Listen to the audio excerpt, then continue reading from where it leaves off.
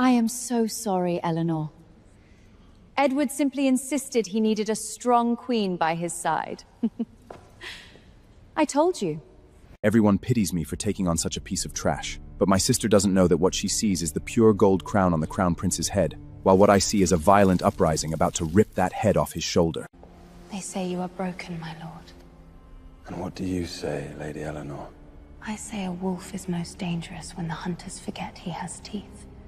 My sister chose a fragile throne built on lies, and I chose him, the terrifying overlord who still controls the Empire's shadow network. Let these fools laugh. In this power struggle, we are the ultimate victors. My sister publicly claimed the future king, leaving me with a prince bound forever to a wheeled chair. The court pitted me, believing she had won the world while I was handed a broken relic. But they did not know what I knew. While she saw a golden crown on his head, I saw the impending rebellion that would soon sever that very head from his shoulders. I was not choosing a fragile throne built on lies. I chose the man who would tear it down, a former god of war who still controls the kingdom's shadow network. Let them laugh. The storm is coming to the Sterling Kingdom, and I have just secured the only shelter that will survive it. Lady. Welcome to Luna's secret library. Sometimes the most unexpected turns lead us exactly where we need to be. What happens next is something I never saw coming, and I think you'll find it just as surprising. Stick around for the conclusion. It's a reminder that it's never too late for a new chapter. If you enjoy discovering these hidden gems, I'd be honored to have you follow for more. The grand hall of the Sterling Palace smelled of wilted roses and unspoken treason. Today was the day of the royal selection. My eldest sister, Victoria, stood proudly in her crimson gown. She had just publicly claimed Prince Edward, the future king. That left me with the kingdom's greatest tragedy. Prince Julian sat in the shadows of the throne room. His legs were ruined in the Northern Wars, bound forever to a wheeled chair of iron and oak.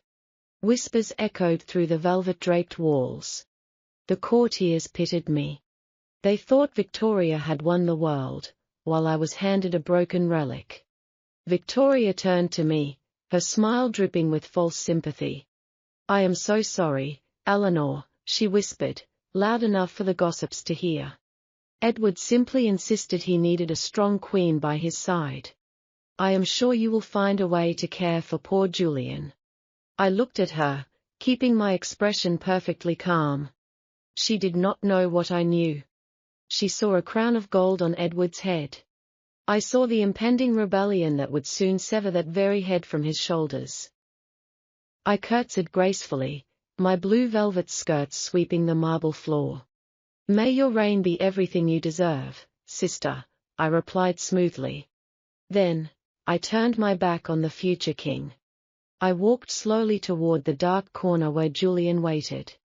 His face was a mask of cold stone. His jaw was clenched, expecting my tears or my disgust. He had been the realm's fiercest warrior before the ambush. Now, society treated him like a ghost lingering before his time. I stopped right in front of him.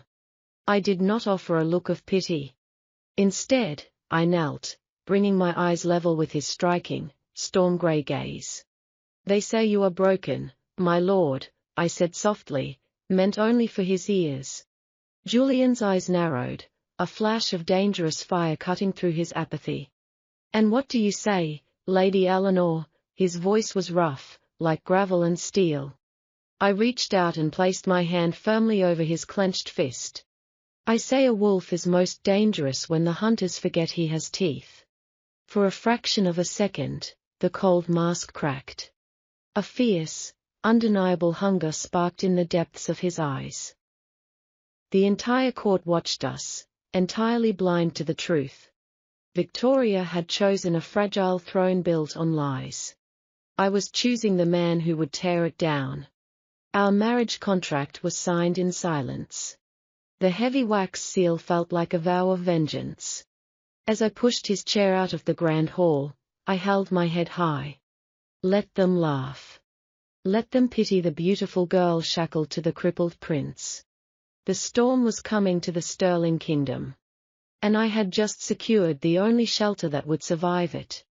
The carriage driving us away from the palace was old and creaked with every turn.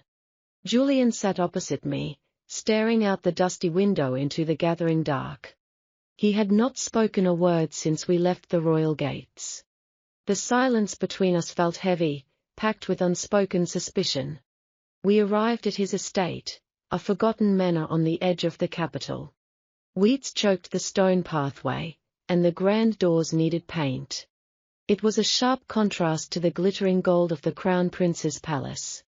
Victoria would have wept if she were forced to live here. But I walked up the steps with my head held high. Inside, the hearth was cold, and only 2 old servants remained to greet us. Julian wheeled himself into the center of the dark parlor. He dismissed the servants with a sharp wave of his hand. Then, he turned to face me, his grey eyes flashing in the shadows. "Why did you do it, Eleanor?" he asked, his voice low and dangerous. "You could have stayed silent and let another lady take this burden. Instead, you threw your life away for a ghost." I took off my velvet cloak and laid it over a dusty chair. I walked toward him slowly, without fear or hesitation. He suddenly reached out, his grip like iron around my wrist. A small, silver dagger gleamed in his other hand, pressing lightly against my palm. "Tell me the truth," he whispered, his breath warm against my skin. "Who sent you to spy on a broken man?" I did not pull away from the blade or the iron grip. I looked directly into his eyes, letting him see my complete resolve. "Nobody sent me, Julian," I said, my voice steady and clear. "The Crown Prince is a fool who trusts the wrong people. My father thinks only of his own political survival. But I see a man who conquered the North before he was 20. A man who still controls the shadow network of this entire kingdom." Julian froze, his grip loosening just a fraction. His eyes widened as he realized I knew his deepest secret. "You play a dangerous game, girl," he muttered, lowering the dagger. "It is only dangerous if we lose," I replied, smoothing my dress. "And I have no intention of losing to Edward or my sister." Just then, a loud knock rattled the heavy front doors. A royal messenger stood outside, bearing a silk box from the palace. "A gift from the future Crown Princess Victoria," the messenger announced loudly. Inside the box was a pair of cheap silk slippers and a mocking note. The note read, "To help your husband take his first steps." It was a cruel, public insult meant to humiliate us both. The messenger smiled, waiting to see my tears. Julian's jaw tightened, his knuckles turning white on his wheelchair. I smiled gracefully and took the slippers from the box. "Tell my sister I thank her for the kind thoughts," I told the messenger. "But remind her that silk tears easily under the weight of a heavy crown." I closed the door in his face before he could reply. I threw the cheap slippers into the empty fireplace. Julian watched me, a dark, amused smile slowly spreading across his face. For the first time, he looked at me not as a burden, but as an equal. The winter solstice gala was the most important social event of the season. Victoria made sure we received an invitation written in mocking gold ink. She had convinced Prince Edward to officially freeze Julian's royal stipend. They intended to publicly offer us humiliating charity in front of the entire nobility. I wore a simple gown of midnight blue silk, entirely devoid of heavy jewels. Julian wore a tailored black coat that emphasized his broad shoulders rather than his wheeled chair. When we entered the grand ballroom, the music abruptly stopped. Hundreds of eyes turned to stare at the outcast prince and his supposedly foolish bride. Victoria glided toward us, dripping in diamonds and feigned concern. "Eleanor, my dear sister, I am so glad you could afford a carriage here," she announced loudly. "Edward and I have set aside a small fund to ensure your estate does not freeze this winter." Snickers rippled through the gathered crowd of wealthy sycophants. I did not blush, nor did I look down at the polished marble floor. Instead, I smiled with the chilling grace of a waiting predator.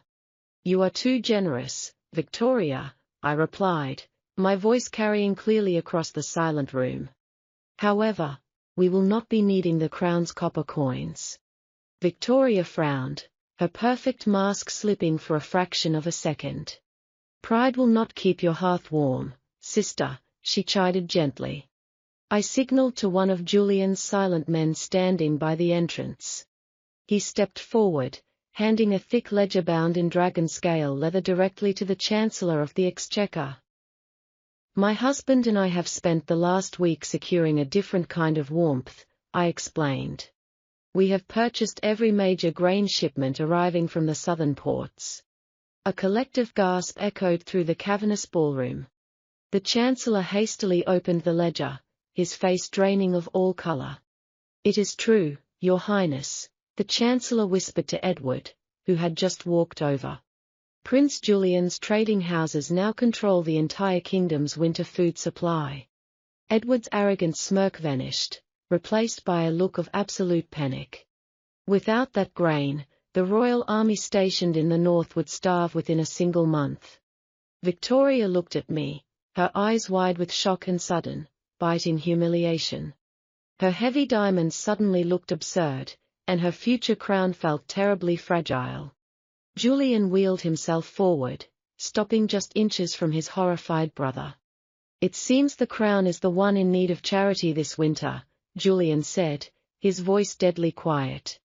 We are willing to sell the grain to the royal army, of course. But the price has just tripled. Edward stood paralyzed, completely outplayed in front of the very nobles he sought to impress. I looked at my sister, whose grand moment of triumph had just burned to ashes. Enjoy the gala, Victoria, I whispered, before turning away to join my husband. We left the ballroom in absolute, deafening silence. The Shadow War had officially begun, and we had drawn the first blood. The winter night was bitter and violently cold. Our carriage rumbled away from the glittering lights of the palace. I sat across from Julian in the dark, listening to the howling wind. Neither of us spoke of our public victory over Edward and Victoria. We both knew the Crown Prince was too arrogant to simply accept defeat. Suddenly, the carriage jerked to a violent, bone-rattling halt. The horses screamed in absolute terror. Our driver's heavy body hit the frozen ground with a sickening thud. We were completely surrounded in the middle of a desolate forest road.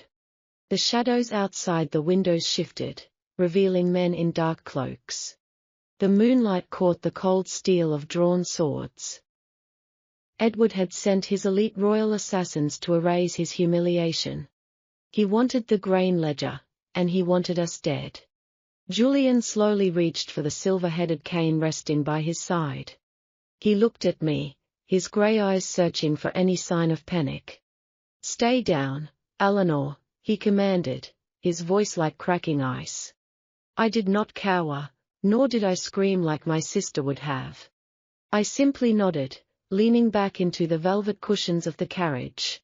The carriage door was violently wrenched open from the outside.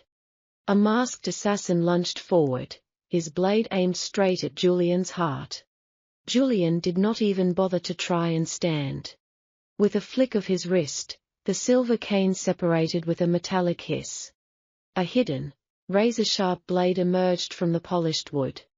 In one fluid, terrifying motion, Julian drove the steel through the assassin's throat. The man collapsed, his blood painting the white snow in stark crimson. 3 more men rushed the open door, desperate to claim the royal bounty. I watched the former god of war unleash his caged fury. He was a tempest of steel and shadow, moving with lethal precision from his seat. Every strike was calculated, every parry absolutely flawless. He shattered a man's knee with the heavy wooden sheath, then ended him with the blade. Another assassin managed to swing his sword toward my side of the carriage. Julian's arm shot out, grabbing the sharp blade with his bare, gloved hand.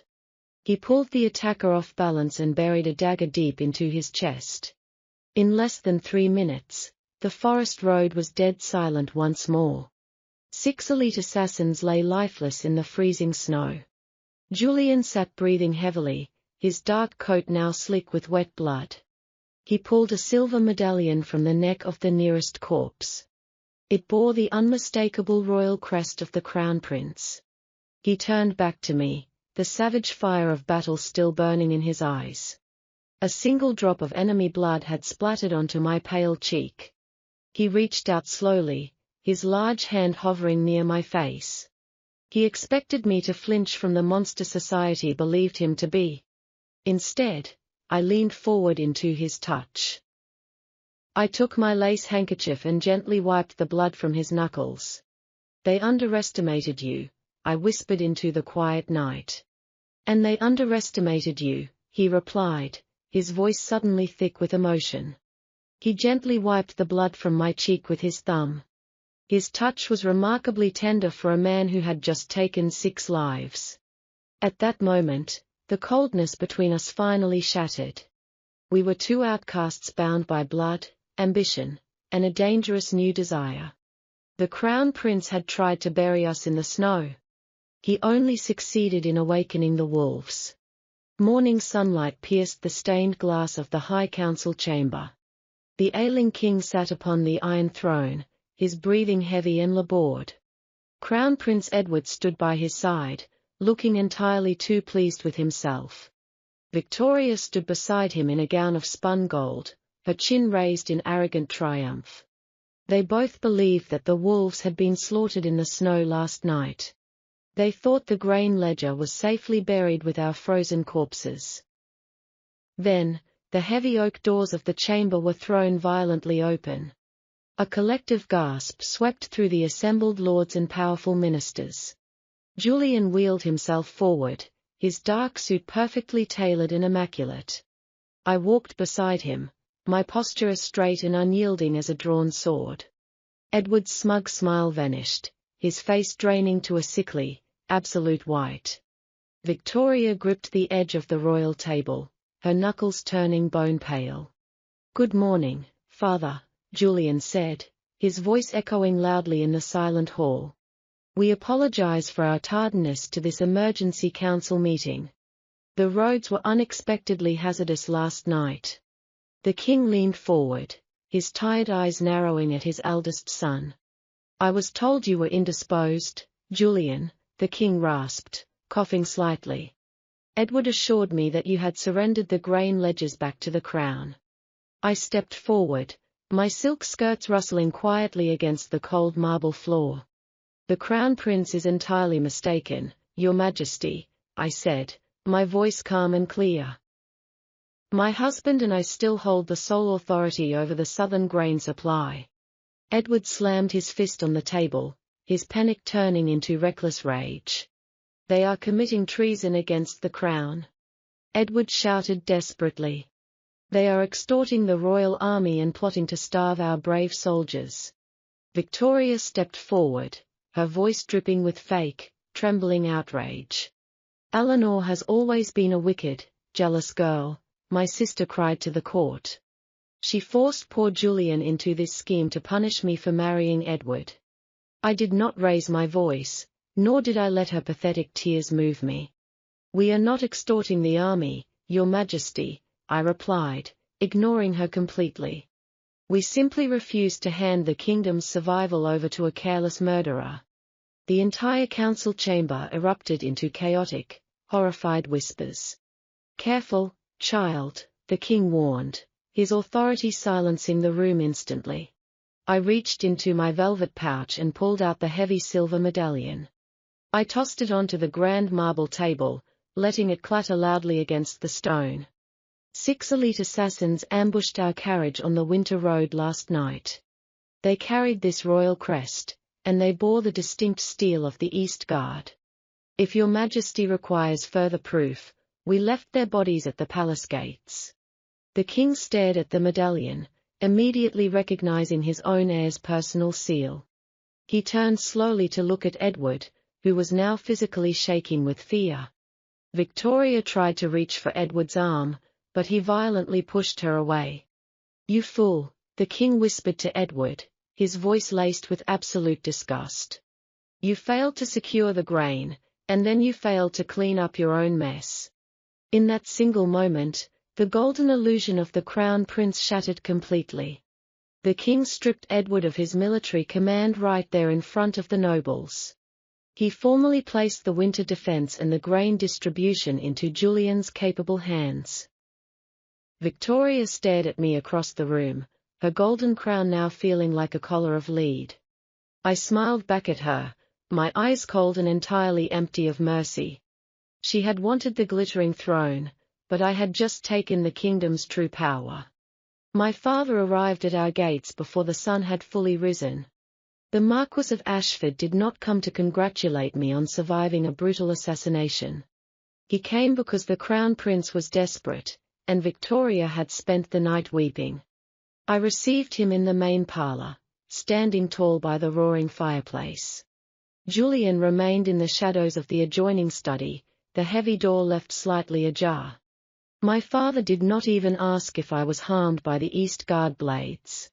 His very first words were a sharp, furious demand for the southern grain ledgers. "You have had your petty revenge, Eleanor," he snapped, pacing the worn rugs. "Now you must hand the supply lines back to Edward before the king makes this permanent. Victoria is destined to be queen, and our family's future depends entirely on her crown.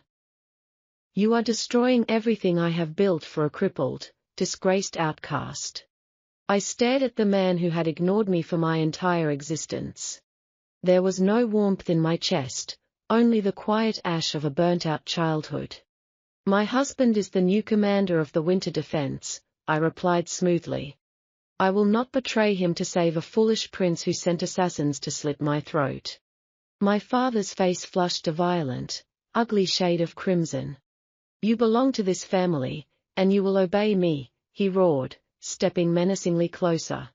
He raised his heavy hand, fully intending to strike me across the face. I did not flinch, nor did I take a single step backward. Before his hand could fall, the heavy oak door of the study swung completely open. Julian wheeled himself into the room, his presence filling the space with sudden, suffocating dread. He held a loaded flintlock pistol, casually resting the cold barrel against his thigh. "If you touch my wife, Marquis, you will not leave this estate with your hands," Julian said. His voice was incredibly soft, yet it carried the undeniable, terrifying promise of murder. My father froze instantly, the color draining rapidly from his furious face. He looked at the iron-willed monster society had warned him about, and his hands trembled. Julian moved his chair to my side, gently taking my hand in his free one. "Eleanor is the lady of the winter defense now," Julian continued, his gaze unyielding. "She answers to no one but me, and I answer only to the fading king. Your golden daughter is married to a disgraced, powerless coward. Do not ever come to my home again begging for charity." I looked down at my father, feeling entirely free for the very first time in my life. "You have made your choice, father, and I have made mine," I said quietly. "Consider me dead to the House of Ashford." My father backed away, his arrogance completely shattered by the threat of violence and a daughter's final goodbye. He fled our estate like a frightened hound caught in a thunderstorm. When the heavy front doors finally closed, Julian carefully set the pistol aside on a table. He pulled me down slightly, pressing a warm, lingering kiss against the back of my hand. "You are my family now, Eleanor," he whispered, his storm grey eyes softening only for me. "And I will burn the rest of the world before I let them hurt you." The capital city held its breath as a bitter frost settled over the Sterling Palace. A cornered beast is always the most dangerous kind of predator.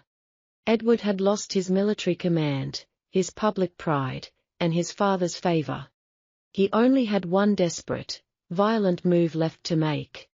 Julian and I sat in our dimly lit war room, staring at a small piece of parchment. Our shadow network had intercepted the encrypted message just before midnight. It was a secret missive from the Crown Prince to the commander of the Royal Guard. Edward planned to usurp the Iron Throne before the next sunrise. He had acquired a rare, untraceable poison meant for the king's morning tea. Once the king stopped breathing, the corrupt royal guard would lock down the palace. They would immediately execute Julian and me under the false charge of royal assassination. Victoria was likely already practicing her queen's coronation smile in the mirror. Julian looked at the parchment, his jaw tight with cold, lethal calculation. "We could send my men to arrest him in his bed right now," Julian suggested quietly. I shook my head, lightly tracing the edge of the royal seal on the stolen letter. "If we stop him now, he will just deny everything and claim it is a forgery," I replied. "We need the entire nobility to see his ultimate treason with their own eyes." Julian's lips curved into a dark, incredibly approving smile. We were not going to stop the crown prince from springing his deadly trap. We were going to walk right into it, and then snap the iron jaws shut around his own neck. Julian immediately dispatched his most skilled shadow operatives into the royal kitchens. They carefully replaced the lethal poison in Edward's vial with a harmless, deep-sleeping draught. Then, we secretly summoned the High Council and the kingdom's remaining loyal generals. We instructed them to hide within the shadowed, secret alcoves of the king's grand bedchamber before dawn. I dressed in a gown of deep, unforgiving crimson, matching the heavy velvet drapes of the palace. Julian calmly polished the hidden blade of his silver-headed cane, his eyes burning with quiet anticipation. We rode toward the royal gates just as the first pale light broke over the horizon. The palace grounds were eerily silent, heavily garrisoned by men loyal only to the traitor prince. The guards let our carriage pass, believing we were walking blindly into our own executions. They smirked at the crippled prince and his supposedly naive bride. They had absolutely no idea that we were the ones directing this tragic play. Edward thought he was stealing a kingdom this morning. He did not realize he had just built his own public execution scaffold. The final act of the Shadow War was about to begin. And we were going to make sure my sister watched her entire world burn to the ground. The throne room was bathed in the cold, unforgiving light of a winter morning. Edward was already sitting upon the heavy iron throne of the Sterling Kingdom. He wore his father's golden crown, though it looked entirely too large for his trembling head. Victoria stood beside him, her spine straight and her face glowing with twisted, absolute triumph. A dozen royal guards immediately leveled their loaded muskets at Julian and me. Edward stood up, looking down at us with the pathetic arrogance of a false god. "The king passed away peacefully in his sleep just moments ago," Edward announced loudly. "However, my loyal guards found the remaining poison in the possession of the Winter Defense Commander. You are both hereby sentenced to immediate execution for the heinous crime of high treason." Victoria slowly walked down the marble steps, her heavy silk gown trailing behind her. She stopped right in front of me, a vicious, pitying smile playing on her painted lips. "I told you that you were a fool, Eleanor," she whispered maliciously into the tense silence. "You could have lived a quiet, pathetic life with your crippled husband, but you chose to be greedy.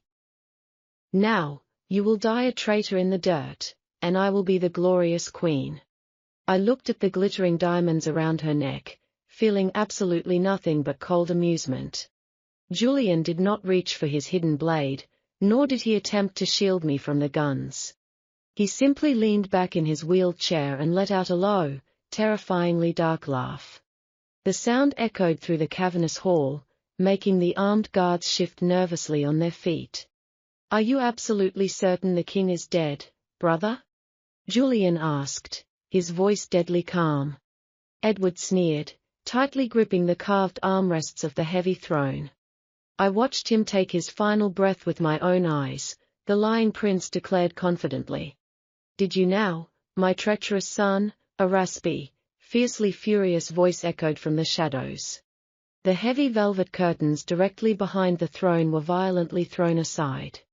The High Chancellor stepped into the morning light, followed closely by the entire royal cabinet. And right in the center of the shocked ministers stood the ailing, but very much alive, king. He leaned heavily on his golden cane, his eyes burning with devastating, uncontrollable rage. Edward froze completely, all the blood instantly draining from his terrified, pale face. The oversized crown slipped from his sweat-slicked hair and clattered loudly against the stone floor. Victoria let out a piercing, hysterical scream and collapsed heavily onto her knees. The assembled ministers looked at the fallen prince with open, undisguised disgust. They had heard every single word of his treasonous confession from the secret alcove. Loyal generals immediately poured into the hall, disarming Edward's traitorous guards in mere seconds. "You poisoned my tea, and then you tried to murder your own brother," the king snarled. "You are no son of mine, and you will rot in the deepest dark."